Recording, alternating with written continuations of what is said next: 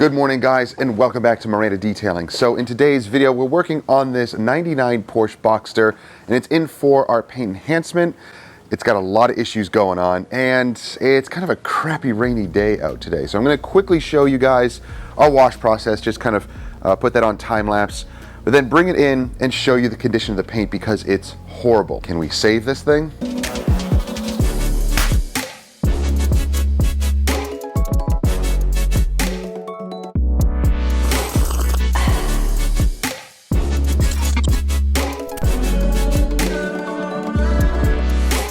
If you're enjoying the videos, and I hope you are, consider subscribing and clicking that bell so you don't miss stuff.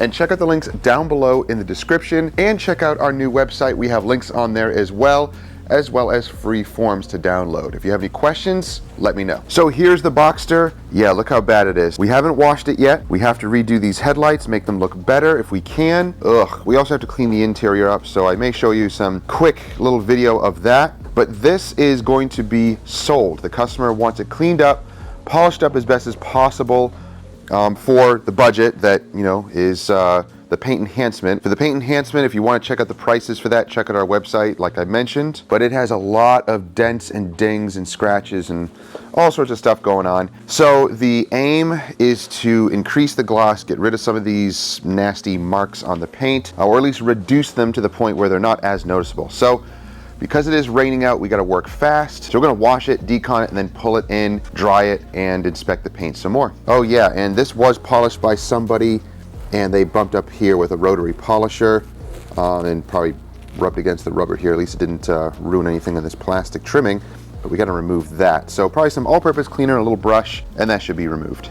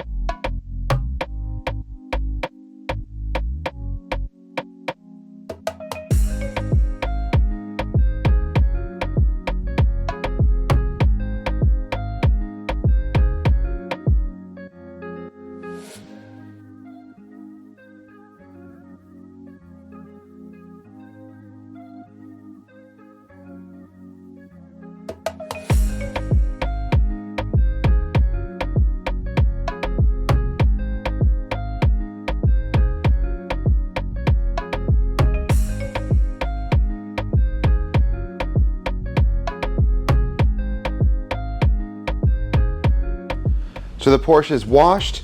Now as far as deconning goes, the paint was so smooth, there was really nothing to clay bar off. Nothing came off at all. This is actually garage kept.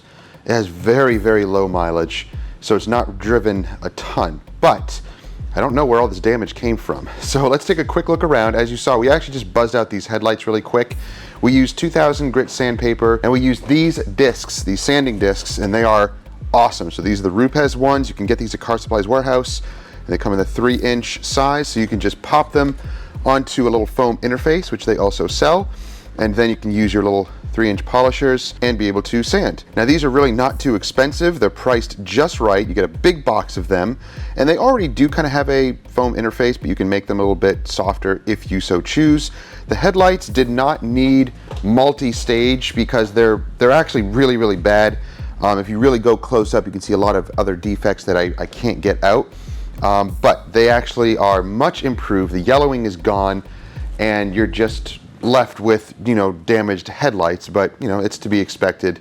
It's a 23-plus-year-old car. Let's go over the paint. Let's take a look at it. As you can already see, it is in rough shape. Let's see what we can do to improve it. We're not going for full correction here, of course. This is priced at the paint enhancement level. Let's see what we can do to get rid of this, or at least reduce it so it's not as bad. Now there are some really deep defects here which are not going to come out completely, and the owner knows that, of course. We have a giant ding and a scratch there. We did use the all-purpose cleaner. We used solution from Shine Supply and a little brush. We'll see when it dries if that was able to be removed or not. Oh gosh, this is bad. So, all right. Ugh. Oh, what is going on here? Lots of residue in there. I'll show you how to get rid of some of that. I'm sure I won't be able to get rid of all of it, because to do that you really need to debadge this, but we're not going to do that. We have all these chips on the little spoiler that pops up here as well. Oh, another big ding and a scratch there. Dents all over the place. Oh, this poor thing. Well, let's see what we can do to improve it. Now I'm going to be trying out the new DIY Detail Gold Standard Polish. Now this is supposed to be a one-step polish. It's not supposed to have protection in it as far as I know. I'll read the directions here and see exactly, but I don't believe it's supposed to have protection. It's not an all-in-one. It's a one-step. There's a difference between that. So I think I will also want to use their ceramic protection, their ceramic gloss, which is somewhere around here. We have their quick beads. We have their interior ceramic, which I really love from DIY. And I'll search for my ceramic gloss, but we're going to top it. We're going to put that for protection, and we are going to try out the pad. Now this is a 6-inch pad. I actually would prefer 5.5, so I might purchase a 5.5-inch one as well. So I don't know if we'll get to use this today. However, let's use it with our favorite pads. Let's pair it with the Lake Country orange pads. Grab these two down here, and let's see how they perform, because the density feels the same as the yellow here. Actually, the orange is a little softer. So we'll see how well it does. But I'm going to get some other 5.5-inch pads to use with my polishers. But let's definitely try this out today. It's a sprayable polish, which is cool.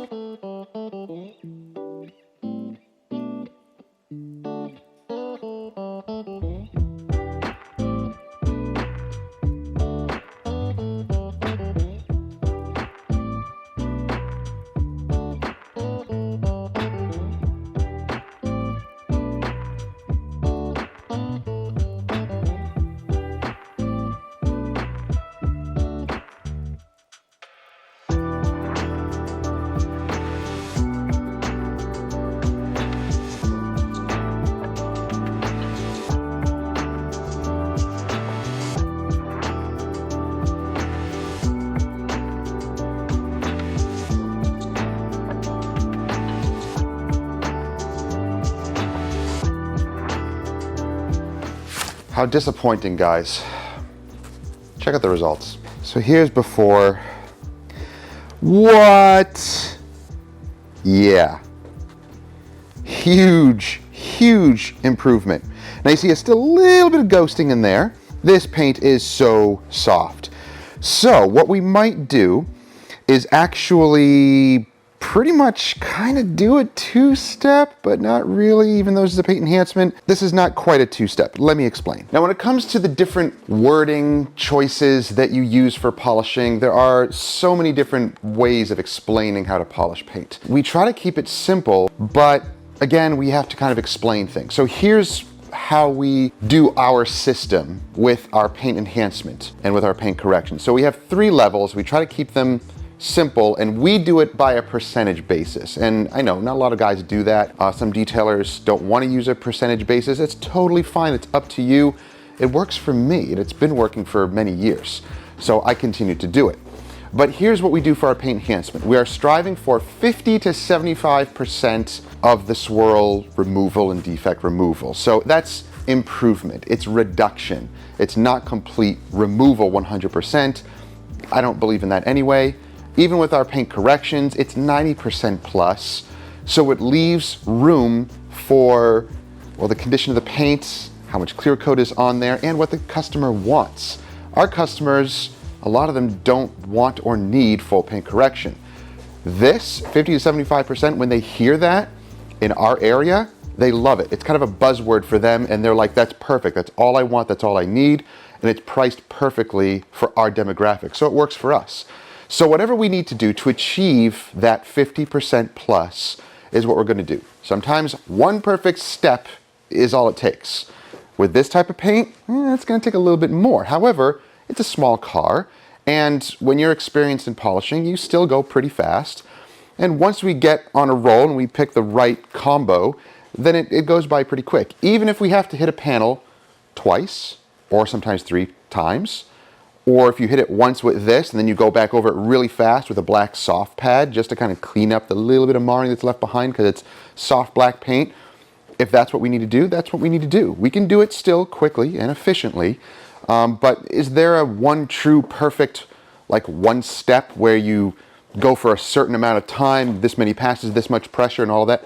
No, there isn't, because there's so many different types of paints and different defects and all of that. We do what we need to do to get it to the level that we told the customer. No matter what it takes, we'll get it to that point. That does mean sometimes switching it up between pads and polishes and maybe going over it twice or sometimes 3 times, but it's very quick. Even the passes that we did, you saw they were kind of quick. If we went slower, would it make a difference? I'll try it and see, but if it doesn't, then why go slower? You can go a little bit faster and then clean it up with a second pass, because sometimes that's what it needs. Sometimes pressure and going slow is not always better, and it doesn't always clear up the paint because it's soft black paint. We might need something else to finish it off, at least a different pad, so we'll switch a pad later.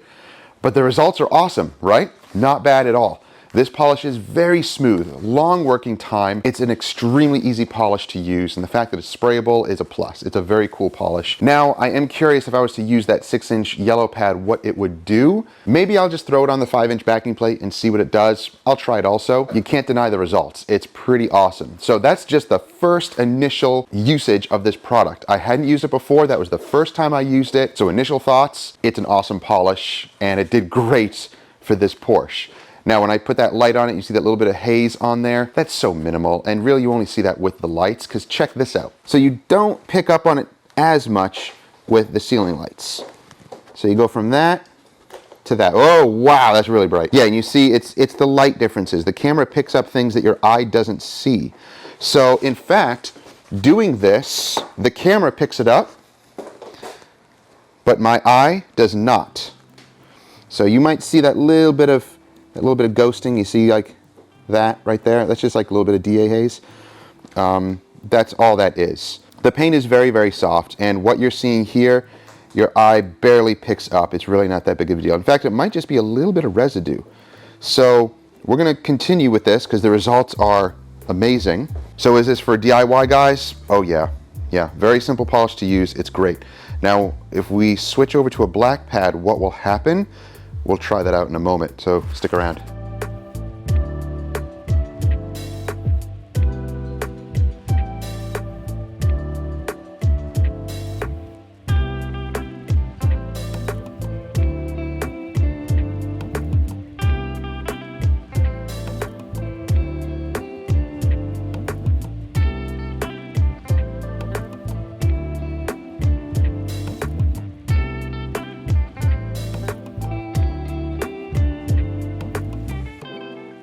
Okay, so I polished this area, put a teeny bit more pressure, and went slower.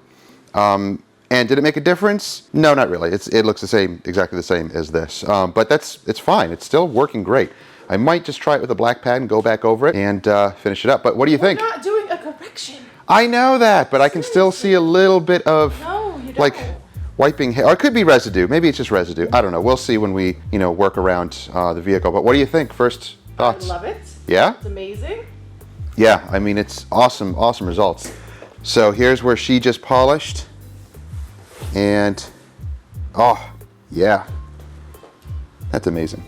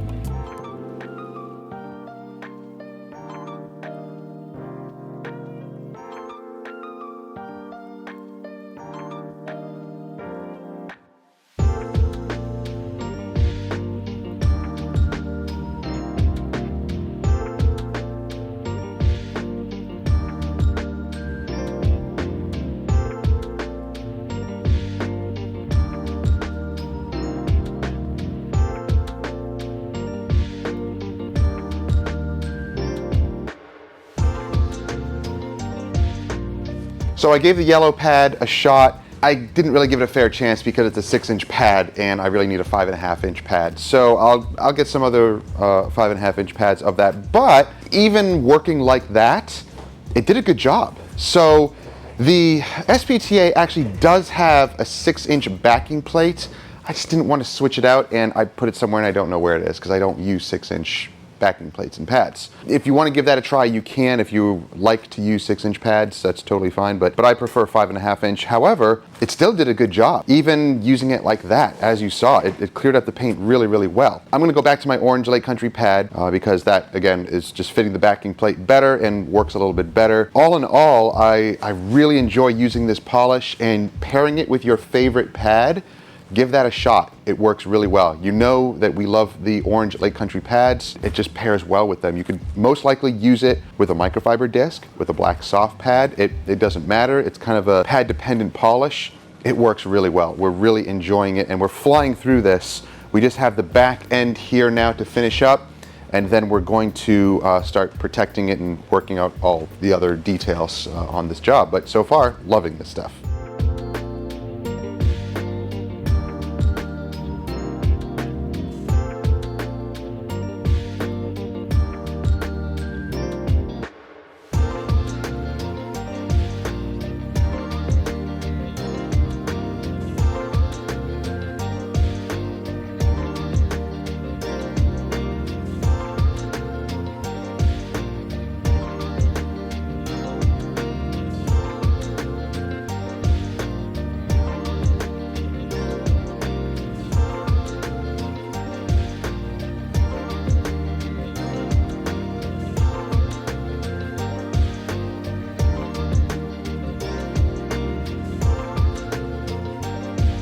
So the polishing is now done, and look at the paint. It looks incredible. So that little bit of like hazing you saw there, that was actually just residue, just another clean towel, and it actually buffed right off. So it's looking awesome. So essentially we did do just one step on this, and it looks so good. Now, mind you, there are still these horrible deep defects in there, but there's nothing we can do about that. The rest of it looks really good. Headlights are looking good.